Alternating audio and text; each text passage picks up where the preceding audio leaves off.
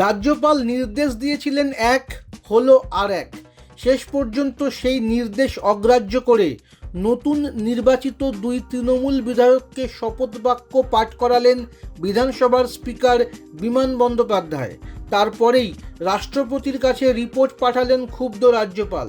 তিনি দাবি করলেন সংবিধান অমান্য করেছেন স্পিকার।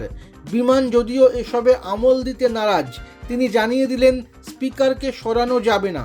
বিধানসভা উপনির্বাচনে ভগবানগোলা কেন্দ্রে জয়ী হন রেয়াত হোসেন সরকার। বরানগর কেন্দ্রে জয়ী হন সায়ন্তিকা বন্দ্যোপাধ্যায়।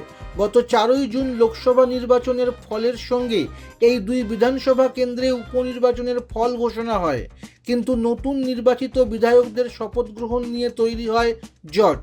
সায়ন্তিকারা দাবি করেন রাজভবনে গিয়ে শপথ তারা নেবেন না, শপথ গ্রহণ করবেন বিধানসভাতেই। তাতে শিলমোহর দেন মুখ্যমন্ত্রী মমতা বন্দ্যোপাধ্যায়।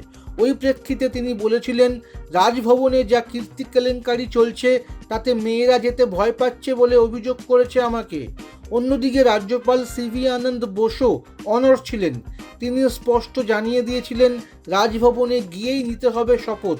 বিধানসভাতে শপথ নেওয়ার দাবিতে আম্বেদকরের মূর্তির পাদদেশে ধর্নায় বসেন সায়ন্তিকারা।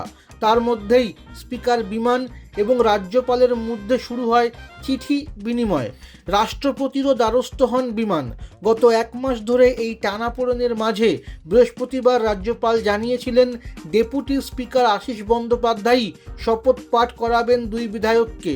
শুক্রবার সকালে বিধানসভার কার্য উপদেষ্টা কমিটিও তা মেনে নিয়ে সিদ্ধান্ত গ্রহণ করে, কিন্তু বেলা বাড়তেই ঘটনার প্রবাহ অন্য খাতে বইতে শুরু করে দেয়।